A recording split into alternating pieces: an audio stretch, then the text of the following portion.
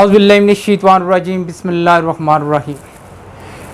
Doctor Hanif Mughal, chairman Pakistan Tehreek-e-Shadbad. हम ज़रा इसको ब्रीफली मैं डिस्कस करना चाहता हूँ कि हम पाकिस्तान के तमाम इदारों के साथ हर तरीके से खड़े हैं, जिस्मानी, ज़हनी, माली, अखलाकी, हर तरीके से हम तमाम इदारों के साथ हैं। बिलखुसूस अपनी पाक फ़ौज के शाना बिशाना हम हर वक्त, हर लम्हा, हर तरीके से साथ खड़े हैं।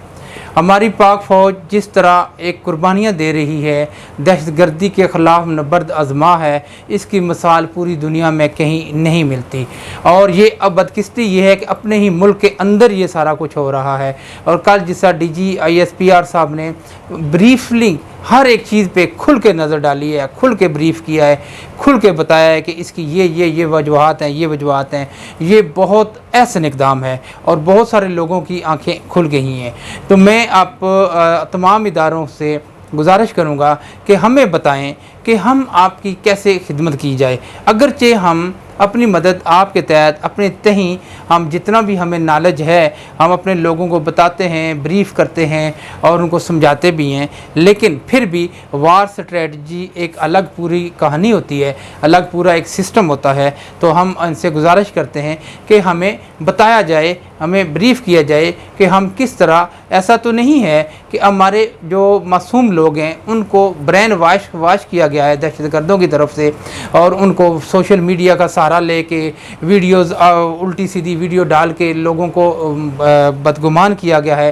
कहीं ऐसा तो नहीं है? अगर ऐसा है तो हमें बताया जाए कि हम उनको कैसे ब्रीफ़ करें।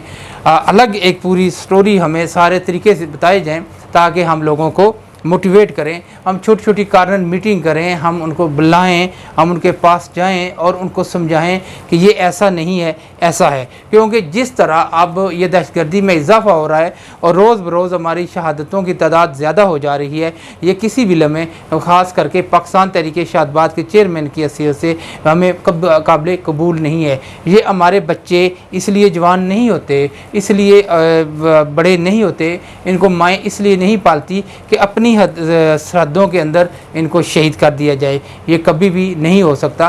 फिर हमने देखा है कि हम शिस्त की इंसानियत को नहीं देख सकते, हम लोगों की महरूमियों को नहीं देख सकते, इसलिए हमने पॉलिटिकल पार्टी बनाई है ताकि लोगों को खुशहाली की तरफ लेके जाएं, लोगों को शादबाद करें। और इस चाहे जायका के हमारे नौजवान जो एक असासा हैं, जो हमारा मुस्तकबिल हैं, वो इस तरह इन चंद दहशतगर्दों जिनके मज़मूम मकासद हैं और जो गैर मुल्की आलाकार बने हुए हैं, जो ख्वारिज हैं, उनके हाथों में हम अपने नौजवानों की शहादतें, हम फ़ख्र है कि हमारे जवान बहुत बहादुर हैं, लेकिन हम खुश नहीं हैं। ये जिस तरह लगातार शहादतें हो रही हैं, हम ये कभी बर्दाश्त नहीं कर सकते इसके, क्योंकि ये एक पूरी वार स्ट्रेटजी है। हमें बताएं, हमें बताएं, हम इंशाल्लाह हर लम्हे आपके साथ हैं, हर कदम आपके साथ हैं, जहाँ भी हमारी ज़रूरत हो 24 घंटे हर वक्त, क्योंकि मुल्क है तो सारा कुछ है। और फिर जिस तरह हमारी पाक फ़ौज